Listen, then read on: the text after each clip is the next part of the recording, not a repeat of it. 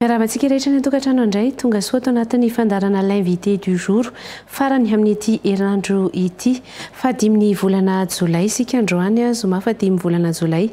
zava-dehibe eto amin'ny firenena ny ohatrehan'ny Barea-ny Madagasikara amin'ny alahady ho avy izao noho izany dia vahiny mifandraika amin'izay lalao baolina kitra izany hoe ny fiadinan'ny tompon-dakan'i Afrika amin'ny lalao baolina kitra izay tanteranan'i Egypta izay no vahintsika tao anatin'ny fandarana tsy iza moa izany fa ity Tirasoanaivo izay mpanazatra eo amin'ny ity lalao baolina kitra ity miarabanao ary miarabanao dia mondra miaraban'ny bieniko be mpijery ao anatin'izay baolina kitra izay todika tanteraka ny Egypta ny fijery sy ny maso ny saintsika rehetra eto Madagasikara eto manoloana ny lalao baolina kitra io tafakatra ao anatin'ny ampavalon-dalana Madagasikara zava-dehibe loatra izany ho an'ny malagasy hoe dingana voalohany natrehan'ny Madagasikara tafakatra ao anatin'ny kanintsika tonga dia tafakatra ihany koa ny amin'izay ampavalon-dalana izay manahoana aloha ny fahitan'ny coach azy hoe ny fahitako azy aloha mahafinaritra tena fahafinaretana lehibe satria tsy arakaraky ny tombatomba ny be sy ny maro nataoko hoe be sy ny maro tsy tsika malagasy ihany fa zay mpanaraka ny kanina eran'izao tontolo izao samy naminavina daholo hoe iza ny mody aloha hoe iza ny mbola hanohy lalana tsy nampoizina ny Barea dia tena hitako hoe nitondra fifaliana lehibe ho atsika rehetra ho an'ny mpiray tandrazana rehetra mialohany hoe hitodiantsika amin'ilay lalao tamin'ny amin'ny alahady fa 7 volana jolay avy izao hiverenantsika kely ireo lalao roa teo aloha izay efa nataon'ny Madagasikara teo moa izany ny lalao izay nifanitsanantsika tamin'izareo Nigériana iny tena zava-dehibe satria hoe Nigeria izay tafiditra ao anatin'ireo kalazalahy eto amin'ity baolina kitra ity nanahoana ny fahitanareo azy tafiditra amin'ilay mbola niteniko teo ihany ilay izy hoe tsy nieritreretiny rehetrarehetra nisy nieritreritra fa ho resitsika nisy nieritreritra hoe sahala farafaratsiny farafatsarany nisy koa nefa nieritreritra fa tena nisy ny kely finoana mihitsy dia nefa nandresitsika ary tsisy nieritreritra hoe voalohany ao amin'ny groupe be tsika ataoko hoe zava-dehibe tena hoe tsy nisaitsainina nefa ny ainana dia tena hoe ngezabe tena mampanazatra anao na afa-po ve ireo lalao ireo raha ny fomba filalao an'ireo mpilalao antsika ary ny fomba filalao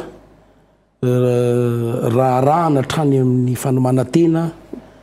dia somarina kifikivy kely ihany hoe sahala raha nanao tamin'ny Luxembourg dia rehefa avy eo nanao tamin'ny Kenya dia resitsika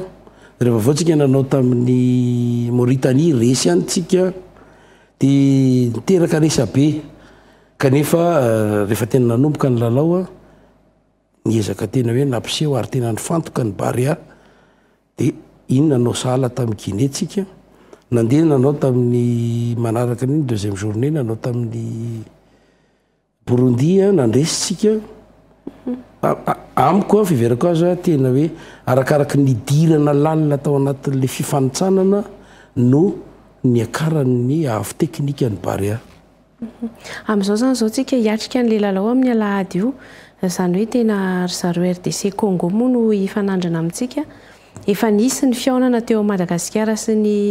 RDC taloha tamin'ny farany loha izany izao dia tamin'ny taona 2012 izany hoe 3 taona lasa tamin'izay fotoana izay ilay hoe enina sy iray ny baolina tany Mahajanga tany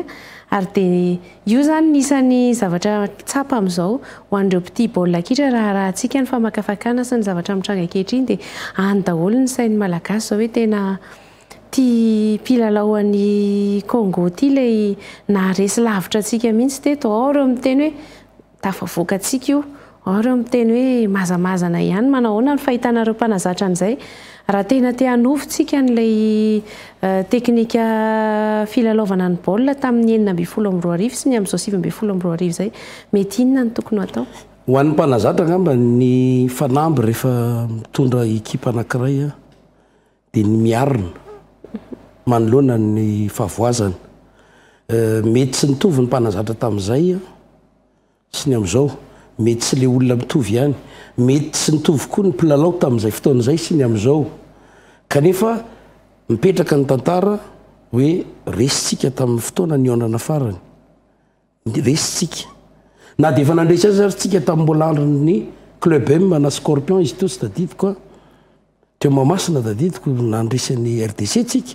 ndraindray ma tsy misy mandiso zay tantara zay fa disy taony tsika efa nandresy azy fa resitsika tamin'ny farany teo inoko marimarina fa ny anarina n'le faharesena farany zany ny mahafatanteraka n'iny tantara ny faharesena iny no tanjon'ny mpanazatra amin'izao fotoana zao ary nizaniza teo amin'le toerana tsy maintsy zay daholo hoe resitsika tamin'iny hiarinitsika amin'ity manaraka ty raha ho andreo mpilalao ny zavatra hita zao tamin'ny lalao farany teo i Marco lay maharitra zay tsy afaka milalao aloha zany amin'ity 8e de finale na ny ampahavalindalany mety anao ahoana zany ny firafitry ny mpilalao tsy hitovy-tsony zany tamin'ny lalao roa zay ny rahantsika tamin'ny Burundi sy Nigeria teo ny olona aloha zany tsy hitovy tsisy hoe Marco 1 de Marco 2 tsisy fa inoko fa ny schéma ozy ny fitenenana mialatsiny indrindra ny schéma zany aloha zany de hoe tsy maintsy mitady sary hafa zay efa nomany ny mpanazatra amin'ny tsy maheo ny Marco zany hoe fiverako azy tsy tokony isy apatahotra atsika hoe satria tsy nanao Marco de tsy afaka miandrandra fandresentsika fa izy moa nanampo hoe ovo i Bapasy zao farany teo ary ny raha nahita ny asa lehibe nataon'ny Bapasy teo ambony terrain nefa rehefa niditra mamy ny sentotokana daholo tsika fa navitany andraikiny izy ary vitany tsara l izy de inoko marimarina fa efa amina niveau ambony io vonina zay asolo an'ny Marco ny fahitanareo azy ve efa ampy ny fiarahana tamin'ireo ekipa vao nangonina tao anatin'ny mpilalao zay nangonina tao anatin'io ekipa ray am-Barea io efa ela ngereo niaraka efa ela reo fa misy taona rehefa maratra de tsy atsona de ny sasany mety tsy teo fa aza mieritreritra hoe efa ela reo nefa tafaraka fandrindrana zavatra natao anatin'ireo groupement zay efa nanomboka efa ray volana melohany anomboany ity inoko fa hitataratra amin'ny lalao asehon'ny Barea teo zany hoe efa misy faiza miaraka tanteraka amin'ireo mpilalao-tsika reo raha resantsika indray reto mpilalao an'ny Congo reto manahoana ny fahitanao mpanazatra azy ny fahitako azy aloha zany mety raha ny fomba filalao ara-teknika samy manana ny fomba filalaoany na ny malagasy na ny congolais fa ny hitako mampiavaka kely atsika tamin'ity de zao hoe lasa tsy nanana complexe atsontsika fa tena lasa mametraka hoe zao ny fomba filalaonay malagasy ny tokony hitandrematsika fotsiny de zao hoe ny congolais manana n'le tanjaka arabatana naturel iny raha malala ary matetika tsika rehefa manao amina afrikanina ohatrohatran'io no somary sahirakirana kely fa raha mbola manohitsika ny fahasahitsika everiko fa avita zavatra indray tsika milady ny zavatra misy ihany koa ankehitriny reo nisy moa zany ny tiana mpahafantarina antsika ihany hoe nisy radio anankiray zany io onjam-peo anankiray tany Congo tany RDC tany namoaka ny fomba fahitan'ireo mpilalao avy amin'ny ekipan'izy ireo ny ekipa malagasy de tena niteny daholo moa reo mpilalao zay nanontany io onjam-peo anankiray io any amin'zareo any hoe tsy moramora ihany ho an'zareo ny atrika an'reto mpilalao any Barea any Madagasikara reto fa tena hoe ao anatin'le ekipa tsy nampoziny izy ireo ihany koa ary de nambarandreo mpilalao avy any Congo reo moa hoe maro amin'ny mpilalao malagasy no tena manam-pahaizana ao anatin'izay lalao baolina kitra zay nareo zao taty amin'ny mpanazatra misy amin'ireo mpilalao baolina tsika reo tao anatin'le nampiofaninareo misy amin'izy ireo ny fahitanareo ny avy teknika an'izy ireo tao anatin'izay fotoana rehetra zay ny avy teknika ny mpilalao malagasy araka le teniko teo hoe arakaraka nandroson'le compétition no nampiakatra ny lentatsika zany hoe efa milalao amina au niveau tanteraka ny mpilalao malagasy fa tsy de hitanao ntsony le izy taloha hoe somary matoritory na ohatrany hoe tsy de taitra singaza fa tena hoe lasa manana fahasahina tanteraka reo mpilalao-tsika ireo am'izao fotoana zao a lasa manana fahasahinana itreretake fa sarotra amin'ny mpilalao malagasy nge taloha zany hoe milalao any tanin'olona zany teo aloha zany tena hitako hoe mindraindray sarotsarotra satria tsy fantatrao ny tontolo manodidina anao nefa zao nefa tena hoe amin'ny fatokisa tena tanteraka reo mpilalao reo ary ho anahy manokana hoe reo mpilalao zay efa nandalo teo am-perantanana tamin'ny fotoan'androny a tena tsapako hoe ao anatin'ny fahamatorana tanteraka izay reo mpilalao reo. Raha mahalava ny Congo ve tsika mahita ny mpanazatra ny coach Tity hoe mety ho tafakatra hatrany amin'ny dingana famaranana ve tsika raha ohatra ka hoe mahalava ny Congo zany? Efa dingana famaranana manomboka milady fa raha mahalava ny Congo tsika manao am'izay mandresy amin'ny Ghana sy tsy haiko izy teo tsy tadidiko izy teo zay manao amin'ny zay mandresy amin'ny Ghana sy tsy Malawi non tsy Malawi fa firenena arabo anankiray tiako tenenina hoe rehefa ohatran'io a sy étape manaraka foana notrehana fa tsy tonga de manofy hoe ry mihitsy zay foana ny matetika ny esprit hitondran'ny mpanazatra azy hoe manaraka indray hitindra ny étape manaraka fa raha manana an'izay raha de mijanona ny anaty saina zay zavatra zay fa za mieritreritra hoe raha afaka eo tsika ho a raha afaka eo kosa tsika tena afaka miandrandra zavatra tsaratsara kokoa noho io mety azo ny amboara zay ny fandritsika amin'ity lalao voalohany ity zay ny tena fandretsika raha ho an'io Congo sy Madagasikara amin'ny alahady io ara mety mba manana pronostika ihany ve ianao mampanazatra anao? Manana pronostika ka mieritreritra hoe tafavoakotsika na de ho sahirakirana ary satria lalao famaranana daholo manomboka eto ny huitième de finale famaranana daholo ny chance iveriko hoe samy mitovy samy manana 10 avy a fa za mieritreritra hoe matsika tombony anankiray tombondray zay mety firsy raha 0-0 mbola de matsika 0 raha ohatra hoe mety roso ray ohatr'izay mety tonga any amin'ny tir au but ko tsy fantatro zany a mety tonga any ary any mety tombony ho an'ny malagasy ko ao arinan'izay rehetra zay mety ny fahitanao no avin'ny baolina kitra eto Madagasikara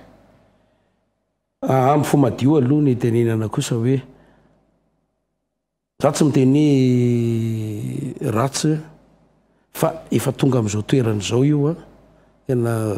za fa anisany nanao bravo ny Barea fa ny akon'io a amprisika ny rehetra na iza tena amprisika ny rehetra hoe hibanjana tsara am'izay hoe ahoana ny tena fomba ny tena mety ho tantara masy tena hoe ahoana ny iverenantsika amin'kanina dikan'izay mitaky ezaky ny rehetrarehetra ny ray a am'izay hoe iny zahay a fa tsy azarako ry natongavanay teo fa atao zay tonga am'izao a nisy fanamboarana teo aminay nisy fanatsarana teo aminay ka zay ny hitako hoe mety ho avy ny baolina kitra malagasy de ny hoe hiaka danja isika hiakatra ny lentany baolina kitra indrindrindriny ny avy teknika raha tsy hijery hoe miomana zao ny équipe-pirenena zay anao ny tranona hitako eto toerana am'izao fotoana zao miomana koa ny équipe-pirenena zay anao ny jeu des îles ny Barea daholo zay fa natiana na tsy tiana ny fahitany an'ireo zokony mialatsina ataoko hoe zokony satria reny ny any amin'kanina fahitany an'ireny de aprisika azy bebe kokoa za mihiny fa anova zavatra lehibe ny akony ny fandraisen'ny Barea nareo zao anatin'le mikolokolo tanora eo am'izay tontolony baolina kitra tena efa manana relève ve reo Barea atsika reo misy reo ankizy maro zay karakara tena misy ao de amondra raha ohatra aminareo ka mba mandeha kely makely jery ny fanazarantena ny Barea de hitanareo ao ny asan'ny teknisianina rehetrarehetra hoe reo tokoa fa misy tanora be deaibe tena rapitso rafakapitso ny Barea zokony reo Anisan'ny tena resahana ihany koa moa iny mpanazatra antsika izay vahiny amin'izao fotoana izao any Barea Madagasikara. Mety inona ny azonareo mpanazatra ambara ny zavatra misy mantsy hoe dia tena tsy mahavita zavatra mihitsy fe nareo mpanazatra malagasy ireo fa dia maninona ny tsy maintsy vahiny no nitantana azy ary rehefa vahiny nandray ny Barea dia hita tao anatin'izay hoe tena nandroso tafiditra tao amin'ny kanina tonga aty amin'ny ampavalon-dalantsika izay tena tsy ataon'ny malagasy tsinitsinina mihitsy ny mpanazatra moa amin'izao fa tena andrandraina mihitsy hoe izy ny tena navita. Ny alo fomba fahitako azy raha tsy ny asa zahay tsy nahita an'ireo ny mpanazatra vahiny reo mpilalao reo donc ny manana ny asiny manana ny zava-bitany reo mpanazatra eto toerana mpanazatra fa ny mety tsy itovizany fotsiny dia ny fahitako azy hoe ny fomba fiheverany mpitantana matetika ny mpanazatra malagasy sy ny mpanazatra vahiny. Mpanazatra vahiny mialatsiny raha mahitsy be miteny azy somary tototeny zay izy rehefa miteny ary anao raha mpanazatra gasy dia matetika indraindray ohatrany amoramoraina le zavatra nefa indraindray mitovy ihany ny zavatra resahana. Za aloha mieritreritra hoe bravo ho an'ny teknisianina malagasy satria tena le mpilalao malagasy le tena nitezaina teto anie tena ny akabeazany no mamiratra any amin'ny kaniny. Zany hoe anaovako bravo ny teknisianina malagasy rehetrarehetra izay nanome tanana nanatsara n'ireny mpilalao ireny. So dia misy teny farany izay entinao indrindra ho an'reto mpilalao ny Barea reto izay atrika izay lalao miaraka amin'ny Congo izay amin'ny alahady avy izao. Ny teniko fotsiny dia ny hoe efa nirary soa azy efa nitsodrano ary mbola mamerina tsany hoe ny fandrisihana n'ireo mpilalao ireo. Na izany tsy izany mampirisika rehefa mifelicité ny mpanazatra mampirisika ny mpanazatra mba atotosatra amin'ny farany tsy mory io andraiky teo tsy mory io satria rehefa mahomby dia mba fantatra izay mpanazatra fa rehefa tsy mahomby dia izay ny tena tsy izy indrindra ka za dia mampirisika ny mpanazatra antsika na dia atao hoe vazaha izy ohatranay ohatran'ny mpanazatra rehetrarehetra ihany mampirisika azy fa tsy moramora ny adidy mavesatra babeny. Ary nitorohevitra ho an'ireo mpilalao izay atrika izay lalao izay ihany koa. Ny torohevitra nge ianao mantsy mpanazatra. Mpanazatra fa ny torohevitra rehefa ohatran'io tena hoe any aminao ny baolina dia matetika ny fifantohana ny fanomanana an'izay fanomanan-tsaina ao anatin'ny fifantohana izay zava-dehibe fantatr'ireo ankizy ireo zany na mbola teto ary izy dia efa fantany zany inoko maromarina fa ao anatin'izany tanteraka izy amin'izao fotoana izao. Ampiakatra ny rispo ve ny fisiany hoe malagasy maro ihany koa izay andeha hiazo any Ezipta amin'ity farany herinandro ity? Taloha tamin'ny mbola tsy dia tena natsapa hoe izany tokoa ny ako ny mpijery baolina dia mieritreritra hoe maninona ary ny olona misy manohana foana tsy tsapa ilay izy fa tamin'ity ny antsika mihitsika iny nandray anjara dia nahita an'ireo mpijery baolina be dia be ireo neny fa na amin'ny tele ary no mijery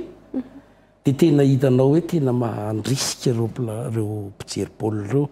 ary tena hoe isaorana izay nanana fotoana nakanisana tany hoe any amin'ny fanohanana amin'ny Barea inoko maromarina fa nanome hery ireo mpilalao-tsika ny fahatongavan'ireo olona ireo tany.